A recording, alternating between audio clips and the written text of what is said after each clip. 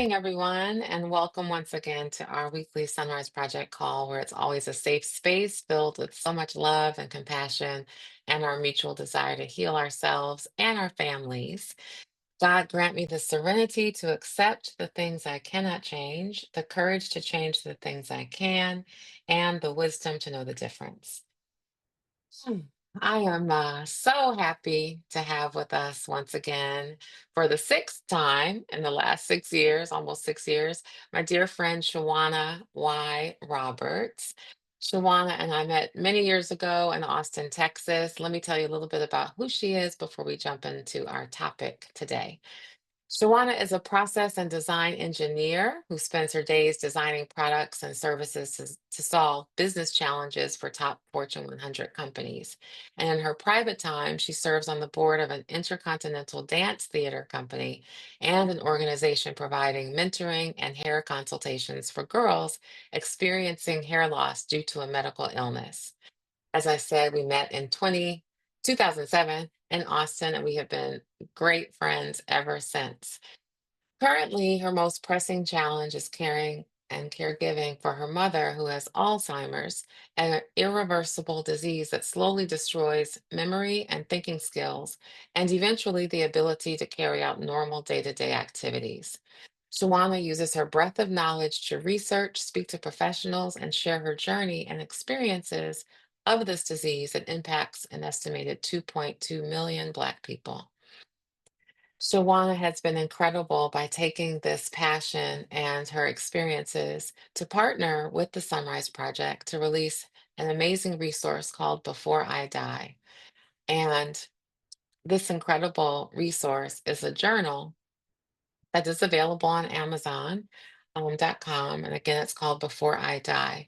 And the workbook is a toolkit designed to capture your wishes, I should say our wishes and our loved ones' wishes and vital information to assist us and our loved ones through the sunset of life. And sometimes we all know it's hard topic to talk about with people or even to think about for ourselves, but it really is imperative to take the time and really take that time to ensure that we've gathered the right information and that we have what we need. And we know that it can make all the difference in facing whatever challenges might come. We know that when we put things off, we run the risk of leaving our matters and our wishes in the hands of others. And it's really not fair to them and it's not fair to us. So, as I mentioned, Shawana is here today to talk about the topic of facing our fears, a conversation of legacy, love, and living fully. And so, Shawana, thank you so much for being back with us today. I'm so grateful to have you in my life and to be such an incredible resource for me and so many others. So, welcome. Thank you for being back this morning. You're on mute, Shawana. Thank you for that. Good morning, Kelly. And thank you for Good it morning. 6 times. Wow, I can't believe it. This is amazing audience that you have. You are doing really, really great work, and I appreciate you for doing this. And you're right, this is not a typical conversation that people want to have, but I want to thank you and also your team for having me 6 times. Wow. Of course. Absolutely. And Shawana, it's been a minute since you were here. It was, I think, almost a year ago, maybe 9, 10 months ago. So before we jump into the topic of facing our fears, I really just want to hear what's been going on with you in your life. And you've moved and all kinds of things. So if you can give us just a quick highlight for those folks who may have heard you in the past, and also just share what's going on with you in your life. Absolutely. I was born and raised in Mississippi, but I raised my kids in New York City. So I've been there for almost 16 years and decided to take a leap of faith. Again, we're talking about fear. I love New York City. My kids adore it. My oldest is still there, but I needed to be closer to my mother, who's in Mississippi. And I just needed to start all over again, coming out of the divorce, having my youngest graduating from high school. I needed to just be grounded in the world of Shawana versus somebody's wife, somebody's mother. So Charlotte is doing well by me. This is going on Good. my third year here, so I'm extremely happy about it, extremely excited about it.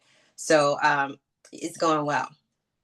3 years already. That's amazing. I cannot even believe it. Yes, Wow.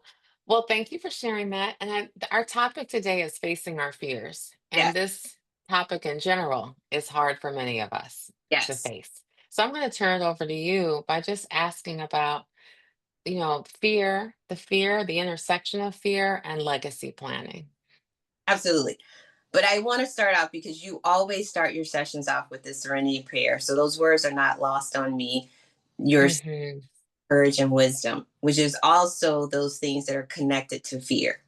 Want Mm-hmm. to get serenity to grant you the opportunity to do the things that you want to change, but also the wisdom to know the difference. And so we'll go on. Mm-hmm. I was born and raised in Mississippi. If those of you on the call have seen Sinners, it was stated Mm-hmm. in Clarksdale. So I did not live very far, like 20 minutes from Clarksdale, Mississippi. So if you're familiar, the reason I say that because I started driving when I was 13. So just imagine that town in Sinners, the paved roads, side of the street. And I only drove under the age of 16, the legal age, to go to the store for my mother to pick up particular items that she needed for. Mm-hmm. I couldn't drive it when I wanted to, but I was able to drive it for her. Mm-hmm. Later on, I finally got my license. I drove to and from school.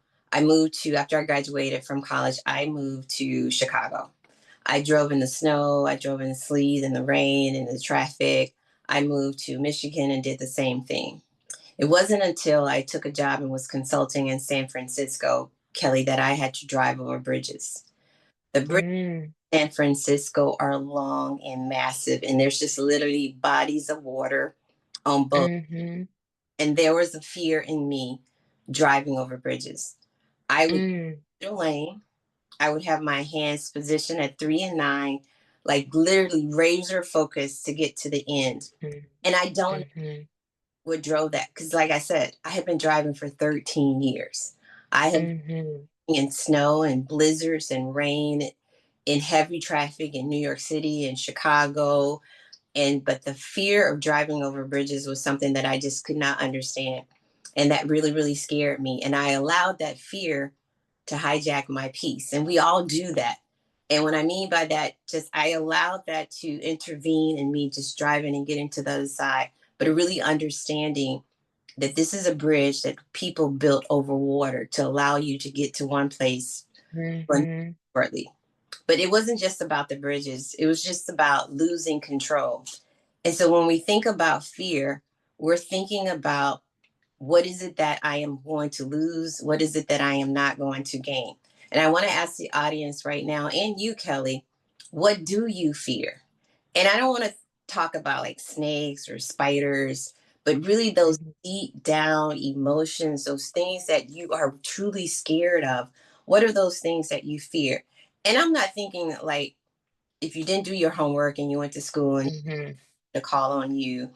Not, I'm not thinking about those things, but just really think about what do you fear, Kelly? And if you feel like it can Mm-hmm. share, if you've thought about it. And those of Sure. you want to put some messages in the chat, what do you fear? So that's such a deep question, and I'm working so hard over the past 5.5 years to really lean into faith over fear. But if I'm really honest with myself to answer that question, I think I have two big fears. One is around my mom, who is elderly now.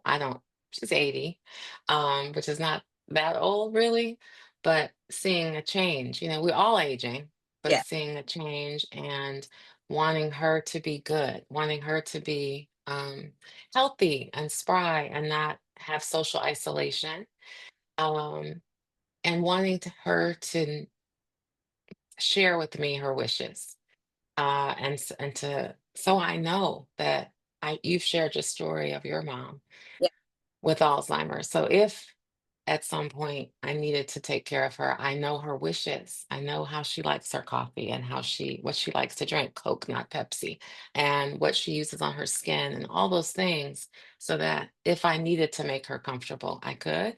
And I right. don't know those things, so that can't no. Up until now, I've had a challenge getting that information written in the journal, or just written down. That's a huge fear. And the second big fear is, well, I guess related to that is having the money Yeah, to really be able to cover the cost because it could be $15,000 a month. or $10,000 a month if I need care at some point. So that's one big area. The other big area is around my sons and wanting to do what I need to do because they're over 18. And I've heard horror stories about children being, our young people being in the hospital, as an example, and they won't share medical records. They won't allow you to, because they're an adult, unless they give you explicit rights. And I'm not clear on how to do that. So those are my two big fears around my mom and then my boys, my young men. And no, thank you for sharing that. And that's major. As we think about our aging parents, we really want them to be comfortable. We really want them to have and live the best life for the rest of their lives. And how to do Hmm. that. And that fear sometimes gets in our way by not asking the questions, and more importantly, by not talking about it. And you're right, when we think about raising our kids is different. The digital age has made life very difficult digitally for us. Hmm. Your child is over the age of 18, particularly if they're not married. If they go to the hospital, like you said, who is speaking up for them? And because they're Right.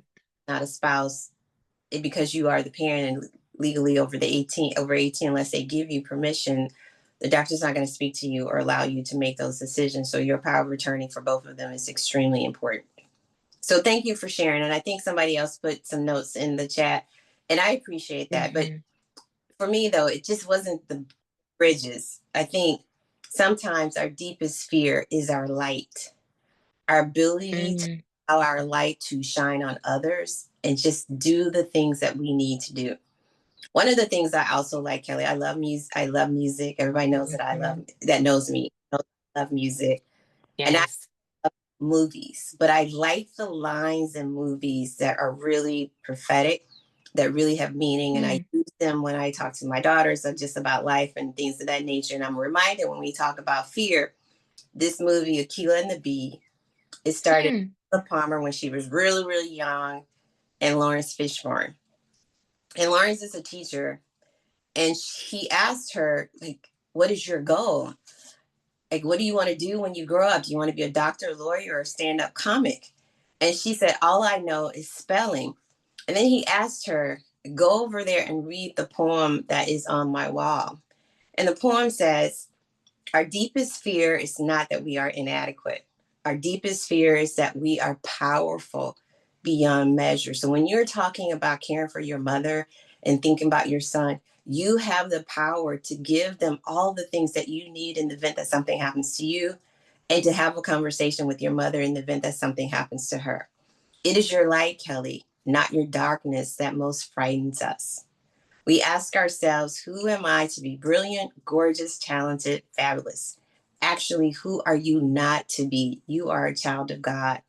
Your playing small does not serve the world. And in reality, you playing small with this fear does not serve you, your family, or your loved ones. It robs you of this difficult, courageous conversation because of the fear. What will they say? What will they think? What will happen? But the planning process requires us to be fearless and to go into the. Hmm. And so that's why I want to talk about legacy succession planning. That's why we're talking about fear, because the work that we're doing, I know it's hard, HARD, but it's all Hmm. art work, HEART. It is the love, Hmm. passion that you can do and you can give to your loved ones, and it's a part of your legacy. The other thing that I'm reminded of, there's this book, Marriage Business from Proposal to Prosperity. It's written by a friend of mine here in Charlotte named Benika. And it takes on a different concept about marriage and relationships. Yeah, we in the marriage, we love each other, we vow to support till death do us part. But we have to realize that it's also a partnership, and it is the ability for us to leverage each other so that we can grow and build a legacy and build prosperity. But within that marriage, you are also building a plan, a strategic plan for how you live. And then if you have kids and others, what you will give to them. And so she, in this book, kind of changed my whole trajectory about partnerships, about relationships, about the meaning of legacy, the purpose of a dynasty, and leaving that. And when I think about our work before I die, it is really about your life succession planning and building that dynasty. So it's a love document. I want people to think about, if you have the guide before I die, if you're thinking about it, it is a love letter, a love document to your loved ones. It is the guidance that you give for love and care. And it's really the blueprint. Again, I'm gonna go back to, I love music and I love songs. So I just gave movies and I gave you a movie reference, but I'm also gonna talk about a song um, as it relates to the blueprint and a strategic plan.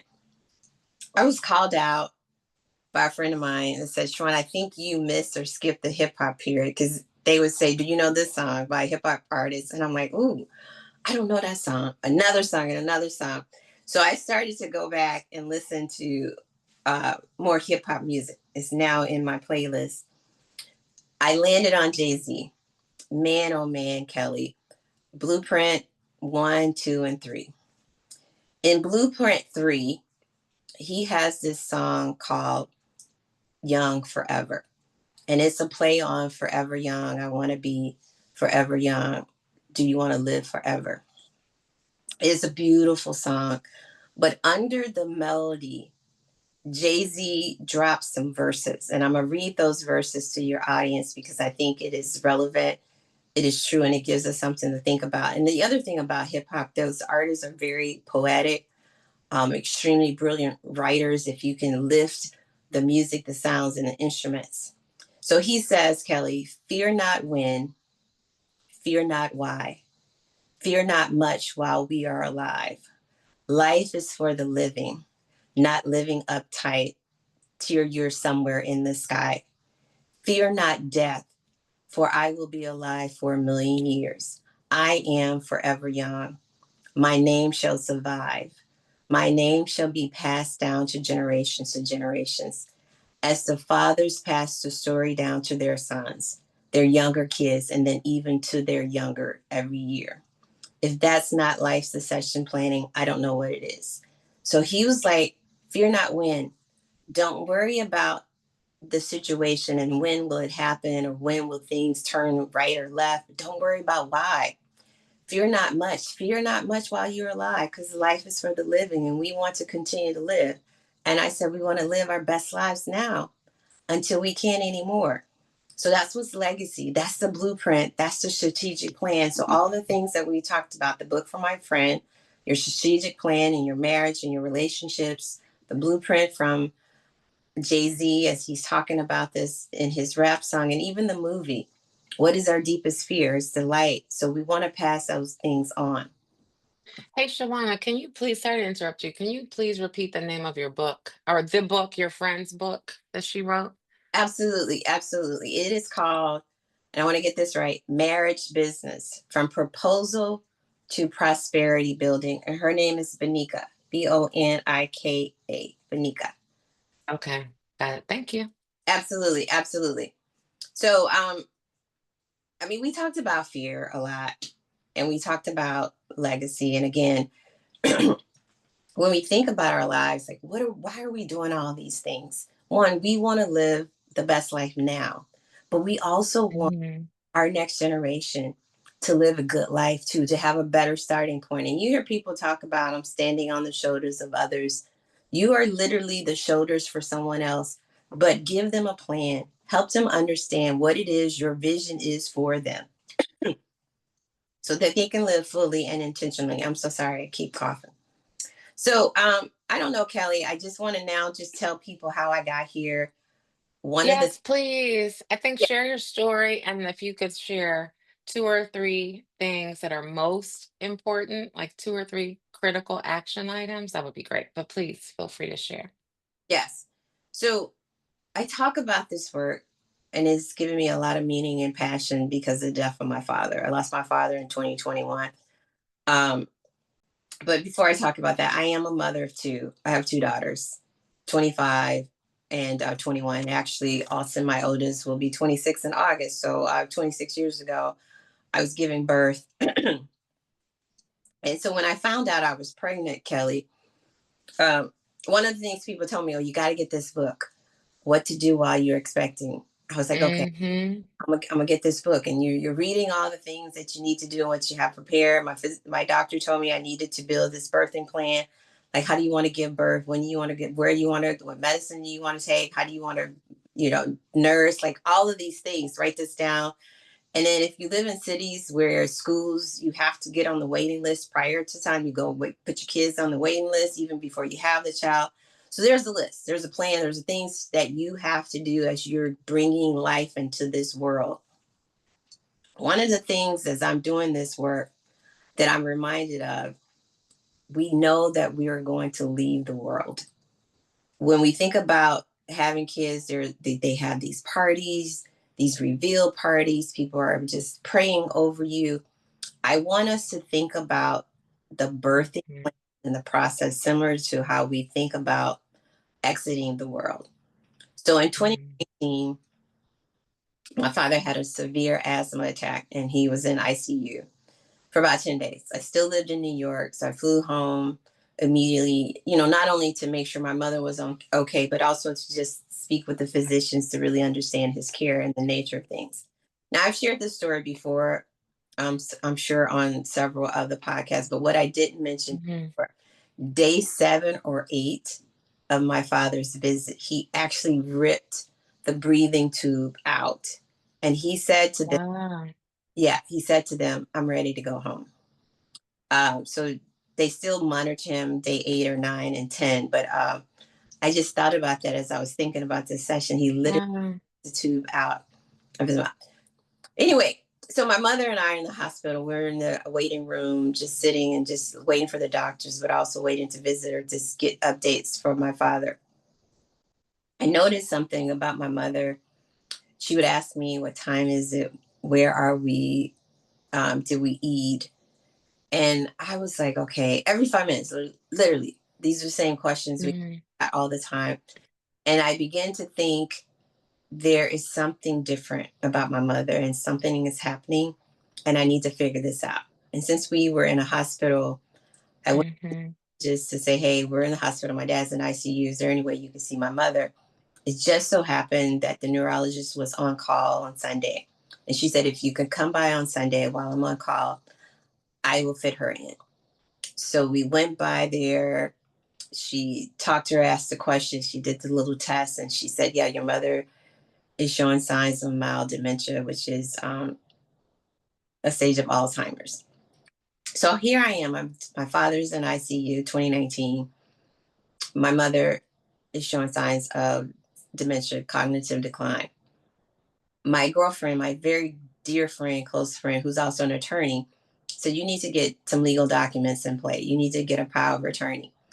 And I'm breathing really hard and I'm thinking, what do you mean? Like, Shewonia, they will not be able to make medical decisions for themselves or financial decisions if anything happens. You and your siblings or someone will really need to come in and take control and manage that for them.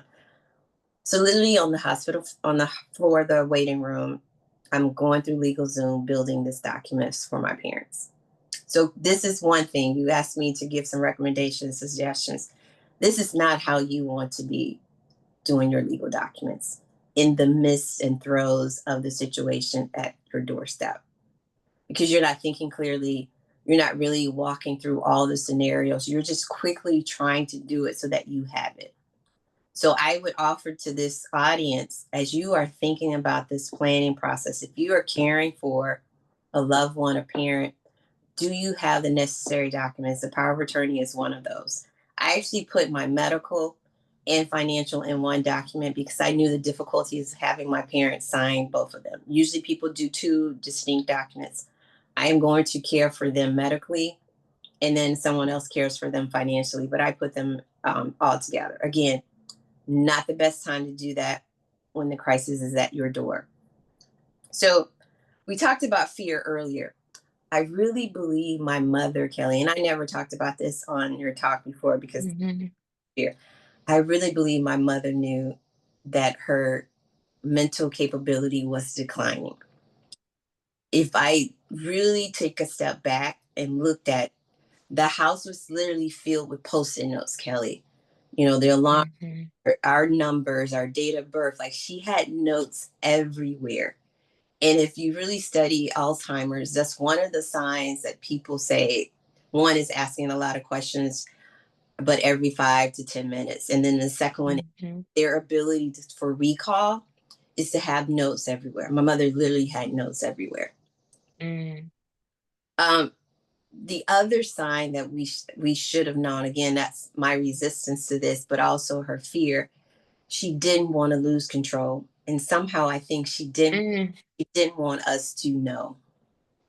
And for this audience, as we think about the aging process, we have to be okay with letting people know, I need help. We have to be okay to say, hey, I think something's wrong with my knee. Hey, I think something is happening with my mind. We need to get this checked out. Because there are things that we could do, not necessarily to get your memory back, but there are things that we could do to help you and enable your home so that you could still live the best life comfortably and how you. Mhm. So that was huge. As I started to think about my mother, I think she really, really knew. And then, had I not been afraid, I could have asked her some questions. Now, whether or not, I don't know if you guys have parents. I grew up in Mississippi. My mother would have been, I'm fine, I'm okay, I got this. She didn't want to lose control and she didn't want the help. Right. And how do we now, as we think about where we are in this age, think about that conversation that we want Mhm. our loved ones as we begin to. Mhm. So that's another thing. So fast forward in 2021, my father passes away. The only thing I did, Kelly, was that power of attorney. I never stopped to ask them, where do you want to live? If anything were to happen to you, what would you like that ceremony, that service to be? Of the Mhm. have, what, number one, what are they? Like, I need a catalog of all the things that you own. What are the bills? And so I too was fearful. I knew this was happening. I knew Mhm. time was happening for my parents. I didn't ask any more questions. I didn't dive deeper. I didn't double click into anything. And so when he passed away, I not only grieved, but I did not know what suit he wanted to be buried in. Right. I didn't know the poem, the song, like all of these things that The I. songs, all the songs. Mhm. Exactly. All these things that I knew would have mattered to him, I didn't know. And so Mhm. heartfelt trying to do the best that I can with limited guidance. So for your audience, as you're thinking about this, you need to document what it is that you want. And today, you may want this, and tomorrow, 2 years from now, 5 years, it changes, and that is okay. But let's start thinking about how we want to transition out. Again, I talked about this birthing plan. We are laser focused about bringing life into this world. That's right. People write books about it. But where we fall short Mm. is Mm. conversation around transitioning out of this world. And it starts here. I think the plan is to start here. And our guide before I die helps you. It just, hey, lists questions Mhm. on what to think about, what to consider. But I don't want you to get caught up that this is how it will be, because it can change. People in our Mhm. change, we grow. So don't think of it as this permanent. Again, it's like your wills and trusts. If you look at it every year, it's like your health. It always changes. You're always going to the physician once a year to change and monitor what you're doing. So I talked about my fear. I was scared of losing my parents and what would that look like? And did I want to talk about it now? But what I didn't realize, it was not the day my father died. It was the day after, Kelly. It was the day after Mhm. figure all of these things out and manage all of their affairs. So I don't want us to be too, Mhm. And it's overwhelming. I remember the exact same thing. it's Mhm. extremely overwhelming. But I Mhm. don't want us to be too fearful, and I want us to take baby steps because it is a process, Mhm. and I don't want us to be resistant. But that's when the shift happened for me. I started documenting all the things that I did for my parents because I said, I cannot allow this to happen to my two daughters. In reality, Mhm. I also didn't want it to happen to anyone else. I didn't want people to have to go through a similar experience, grieving someone, but also managing a challenging situation. So, Mhm. and for me, it was twofold. I was caring for my mother, and like you talked about her coffee, if she drinks soda, what flavor. My kids, especially now that I'm in Charlotte and we lived in New York for such a long time, they knew my routines in New York City. Mhm. They don't know my routines in Charlotte. They don't Right. know my friend groups in Charlotte. They don't know my physicians in Charlotte. So, Right. like I am caring for my mother, they need to know here are all the physicians. They need to know the portal. Again, we talk about this digital age. Now there's a portal for everything. They can go Mhm. into the portal, get my medical records, see my medical records, but more importantly, schedule an appointment for me if they need to. And Right. the other piece for my father. I tell this story. Both my parents had a mobile phone. I didn't know the carrier, and it was auto draft out of their account. So every month the money was coming out, whether they used that phone or not. I needed to disconnect services. I didn't know who to call. I had no idea. So literally, I'm asking my neighbors, "Who's your cell phone carrier?" Because it's a small town, so they didn't have AT&T or T-Mobile or any of these other Mhm. bigger brands. And so they told me, and I actually called, and I was like, I was my mother, I was pretending to be my mother. I'm not advising you guys to do this, but I'm just sharing my story. But again, what we have to do. And I'm my mother, and I had her social security, I had the address, like I had all the things. And finally, I found the carrier that had their service. And then I said, well, my husband has passed away, and I don't need the phone anymore, and I need to disconnect. And they were like, well, you're not on the account, and you can't do this. And I said, well, I can send you the death A certificate. death certificate. Mhm. That didn't matter. I was not named on the account. What? Exactly. As the wife that you were pretending to be. Exactly.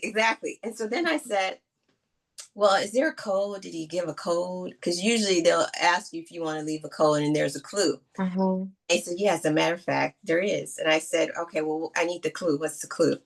And they said, favorite Mhm. artist, They said what? favorite You wanna favorite singer. Okay. And I said, Sam Cooke. And Kelly, that was the right answer. It was the right answer. Ooh, And so, thank goodness you knew the answer. as my mother, Mhm. pretending to be my mother, I was able to disconnect services. And so, these are the things that I want Mm. to think about and know. Like, although we talk about wills and trust, and those are really great. Like, I'm not saying that we shouldn't end the power of attorney and to do not resuscitate. Those are major documents, critical legal documents that we should have. But it is also the little things that we need to care for as well. And I talked about I am caring Mhm. for her. So I needed to know her physicians. I needed to know her habits. I needed to know her preferences, her likes and dislikes for breakfasts for breakfast. But it's also I was burying my father. I needed to know his wishes for the ceremony. Mhm. What are Mhm. because I would have wanted to cremate him, but I didn't know that what he wanted. So people, you need to be clear. Again, I talk about Mhm. it's not the day that or the day my dad passed away, or we may pass, it's the day after, and the churn that our loved ones and family Mhm. go through, and that burden. And we don't want it to Mm. be a fearful experience. We want it to be a meaningful experience and a celebration of life. Mm. Quotes that AARP often does is from Rosalind Carter. And she talks, Mhm. there are four kinds of people in this world: those who have been caregivers, those who are currently doing the job of a caregiver, those who will be caregivers, and those who will later need caregivers. So, as you think about Mm. the aging process, you are going to fall in one of those situations. And so, how can you Mhm. give the people that are going to care for you all the things that they need and able to do that so that you could live life fully? So, I challenge the audience, Kelly, Mm. just about naming your fear. We asked you to just think about what do you fear most, and you Mhm. brilliant summary about the caring for your mother and also your children. But how do we then take a step back and examine Mhm. those things and what we can do? But more importantly, where does it come from? My fear of driving over bridges is because I don't know how to swim. If I truly Mm, deep and mhm, understand that, I am not a swimmer. So me mm, falling off in the car, the ability to get out, but what do I do once I get out? So I really do think that was my fear. And so how to mhm, overcome that is maybe I should learn how to swim. Like so mhm, I want us to just think about what we're afraid of and why. But also in that fear, think about your light. Think about, mhm, our deepest fear is not that we quit. It is our light that gives us a power. It is that mhm, joy that we have. And your light is about sharing your dreams, your wishes, your plans. mhm. So I don't know if there are any questions or comments, or Kelly, if you want to ask me some questions, but I really wanted the audience to better understand a fear. I talked about, Mhm, there's also Samuel Jackson also quoted that poem, and Coach Carter, when he was coaching the basketball team, mhm. asked him, like, what do you fear? And I do think it's a really relevant poem that people should think about. And just remember, it's your light. You want your light to shine Yes. and to continue to shine.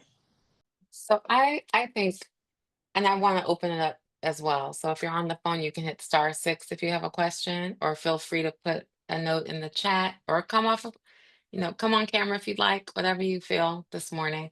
The book that we have done, Sunrise Project, and Shewonia has written, is right there on the screen. It's called Before I Die. And what I love about what you say, Shewonia, and you talk about, is this notion of giving birth, and how it is a celebration, bringing life into the world. And we talk about celebrations of life often as funerals, right? As the end of life. So if we think about that as a celebration of life, and we look at it that way, which is a big paradigm shift for me just this morning, thinking about it that way and creating that celebration plan in advance. That is such a wonderful way to think about it, and to make sure that our loved ones' wishes, because to your point, like, did a funeral recently and didn't know the songs, didn't know the person, what they did as a kid, how they grew up, what they liked, any of it. And so I love that approach. That's my comment. I love that. Looking at it with the positive, and you just said with light. um, I think that's a beautiful way to say it. So Right. in the book, if you can just share the types of things that are in here, because if I'm looking, mine is halfway done, which I also realized, like, why is it not done? I guess it is fear. I'm not sure why it's not done. You can buy the book on Amazon.com, and I'll put the link in here as well. It's called Before I Die. But before I talk about the chapters in the book, I just want to touch upon what Yes. about giving life. So the other thing that we don't talk about often, like when we find out that we're pregnant, they usually say wait 3 months because there is something that could happen. So Mm-hmm. in this process, there's also this fear that I may not be able to, one, get to the 3 months or carry a full term. Right. It is still there. And that's why that birthing plan, people have you think about. And I know we don't want to think about these what ifs. I know we want to just think that everything's going to be great. And we want that for everyone. But the opportunity in the birthing plan allows you and your loved ones to know your wishes in the event that something happens. It's just the plan. And Mm-hmm. want us to I want us to have empowering conversations like we do about giving birth, or Mm-hmm. as we do as transitioning out of this world. Mm-hmm. I think the other thing about this, Kelly, not having a plan, we will find that most of us will end up in probate. I was doing some research. Mm-hmm. I did a study. 26% of African Americans in America have the basic documents that they need in the event that something happens. 26% of African Americans in the United States of America have the basic estate planning documents needed. One of the things that we need to do as a culture is to have conversations about the planning process and getting our documents in place. This is Yes. an opportunity for us to build that generational wealth that we continue to talk about. I talked about standing on shoulders. So you Mhm. something, the next generation is leaving something, and you're standing and also building on the financial shoulders. And you do not want to go to probate. You do not want to pay attorney to help divide your assets when you could have done that yourselves. Plus, they get a percentage. So I just wanted to touch upon that. So the book actually opens up with you telling your story because we know this is a daunting task. But what are the memories of you that you want your loved Mhm. to remember? And I tell the story, and I tell my kids this as well. My mother was my Mhm. teacher. Um, Shawana, you went out for a second. You said your mother was your what? can you hear me now? Yes. Okay. I tell my kids this story, and it's a story that I wrote in this book. My mother was Mhm. a great teacher, and I did not, I could not let people know that that was my mother. So I couldn't say mom in class. I had to address her as Miss Roberts. And for 2 years, and some of my classmates say they knew, I think for 2 years, till I was in the third grade, literally, they did not know that was my mother. But I also talked about the experience of having my mother as my first grade teacher and the expectation and the fact that Mhm. everybody else in my elementary school knew that that was my mother. And my behavior had to be on point or she would know Mhm. or I. So what are Right. stories? And I also talk about my career path. Like Mhm. never with my kids why I decided to be a chemical engineer. Yeah, they know I'm a chemical engineer, but they didn't really know the path and what happened. And Mhm. I was going to be an accountant. I was great in finance and I thought I wanted to be in finance. I actually am in finance right now, which is really odd. But Uh-huh. I had an opportunity to attend a summer science camp. Um, they saw my scores on my ACT and they invited me. And I told my mother I really wanted to go. I got 12 hours of college credit. So, all the things that she would love, I could graduate early. And I went to this camp. And on Wednesdays, they invited alumni to come back and just talk about their careers and what they do. And I remember Mhm. from Procter and Gamble, there was a mechanical engineer, there was a chemical engineer, and there was business and marketing people. The chemical engineer talked about working on the Pantene brand and how she is looking at and observing their clients. What are they buying? What are their habits? And she's talking to people in salons so that they can continue to build and enhance their products to meet the need. But not only that, understand the unmet need. And I was like, I want to do that. That's what I want to do. And I literally called my mother and I said, I want to be a chemical engineer, mom. I think this is what I want to do. And my mother was like, oh, well, okay, that's what we're going to do. And so just think about those stories in your life that maybe Mhm. share with your kids and they forgot, but you want them to remember Mhm. and to pass on, like Yes. them to tell my next generation, your great great great grandmother was a chemical engineer and this is her story. And your trajectory and your Mhm. decided to be in high school can change and be modified. All right, so that's how we open up the story. And then the book. Mhm. The next one is your habits and preferences. And I talked about Rosalind Carter saying that one day you Mhm. want someone to care for you. And if someone is going to care for you, why not tell them your preferences? For breakfast, these are the things I like. And I'm gluten free. So everybody needs to know I'm gluten free. I need to get the gluten free bread and I don't eat pork. Like all of the things that people need to know if they're going to care for you. I wake up at 5 o'clock in the morning. It's natural. That's normal. Don't call anybody in to get me sleep medication because that's just who I am. And people need Mhm. to are. And you need to start documenting that in the event that someone needs to care for you. And if that's your Okay, that is new and deep too, because like you, from all those years of swimming, I get up around 4 sometimes, and then I just say, "Oh, might as well just get up," and that's okay. that's okay. So, ok okay, that's So deep. I never thought about that. So my mother wakes up early too. And the people that were caring for her before we put her in a memory care facility, well, your mother gets up really early, so we think we're going to give her some sleep medication. And I was like, no, no, no, no. That's just who she is. That's fine. Let her, give her some tasks and things to do. The other thing, Kelly, what Mm, you know, my mother was used to having dinner together as a collective. yes, I remember this. And so what the nurse would do is prepare her meal and put the meal on the table, but my mother wouldn't eat. And so I was like, well, I don't understand what's happening. And then I remembered, I said, if you don't mind, can you sit down with my mother? Because this is what she is used to, having a Yes. dinner together with all of us. And sure enough, she started eating that way. But people need to know who you are and your purpose. And I know we think it's really, really small, but if someone's caring for you, particularly if your loved one has cognitive decline, they need to know that and who you are. Mhm. The next one is like your advanced care planning.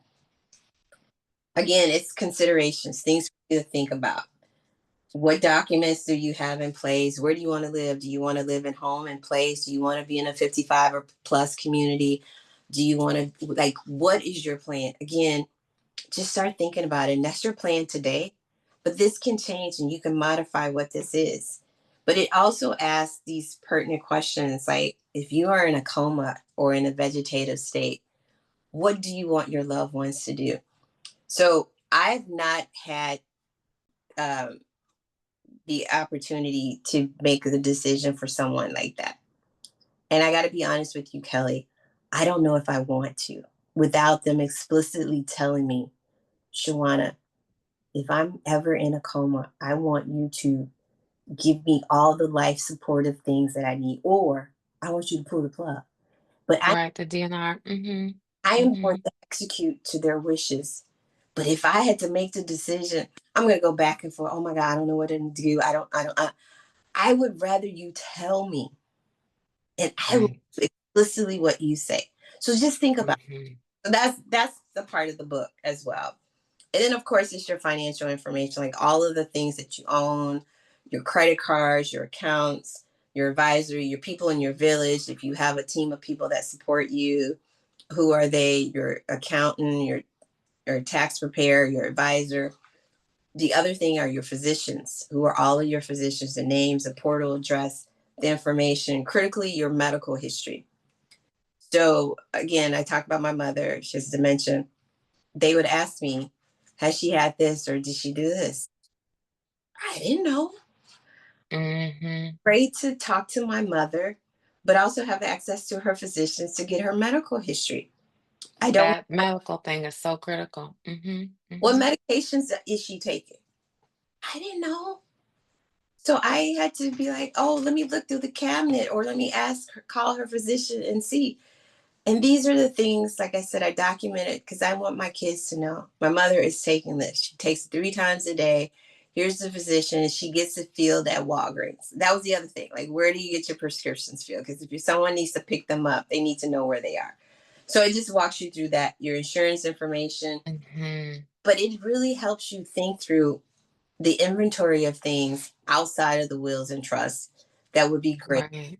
to leave for someone who is going to Right. care for you or someone is who's going to plan your final wishes. And look, the getting into your phone and your emails are in here as well. Like how do you and social media accounts. Very good So point. that if you want to go into social media, the person's social media, or if I want someone to go into mine and put a note or what have you, that's in there as well, which is really important, I think. Absolutely. My parents didn't have a digital life. Social media is critical and important. Even if you own a business, like the care and feeding for your business that you have, what are the plans for that? Mhm. Your loved ones need to know. Right. No infighting about that. So there's a section in there about that. But we try to provide a comprehensive view of all of the things in addition to the legal that you need to do. And those are things that people always talk about, like estate planning. Do you have the will? Do you Right. trust and power of attorney and the DNR? But these are also other things, your habits, your practices, your social and digital life that you all Right. think about and is important as well. all the comprehensive information. And so, why do you think it's so hard for us to do it? Like, why? And it's fear, I guess. At the end of the day, it's the fear that you started off talking about. So I also think in our community, now you're telling people what you have. Is now communicating to people. And it may be the good, the bad, and the ugly. And do you want people to know? So it's the fear, We're very private. right? But it's also now the visibility. And I want us to now start having conversations now. So for instance, for my kids, Alton has been working for about 3 years.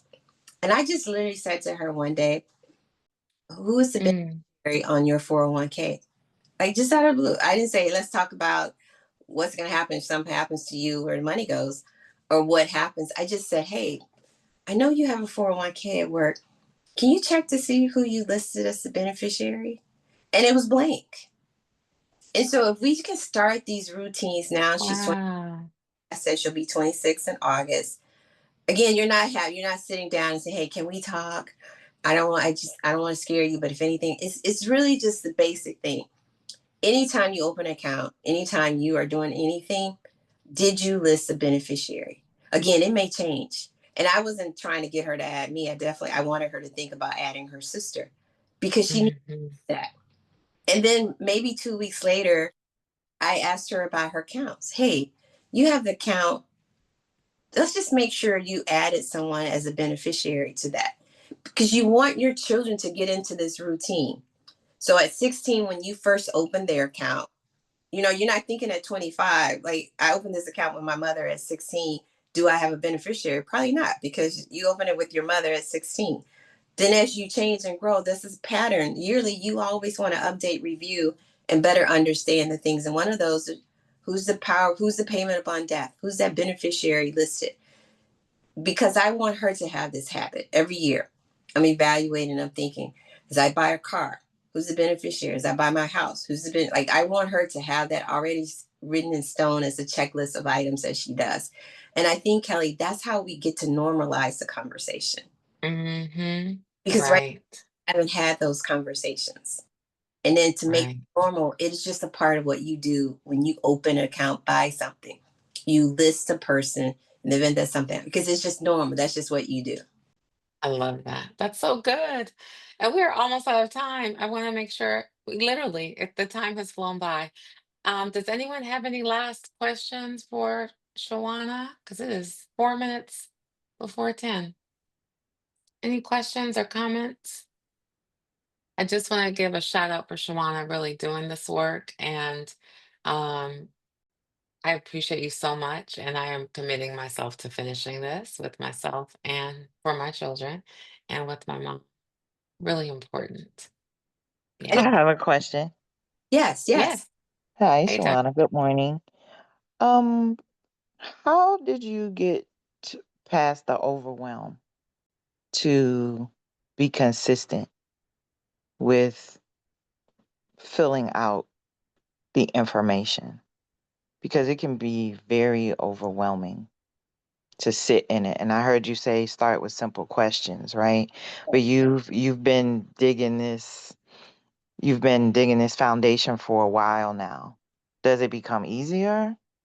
Lighter? How do you get past that initial, I gotta sit down and do this? Because I'm at that phase now with my parents. Right.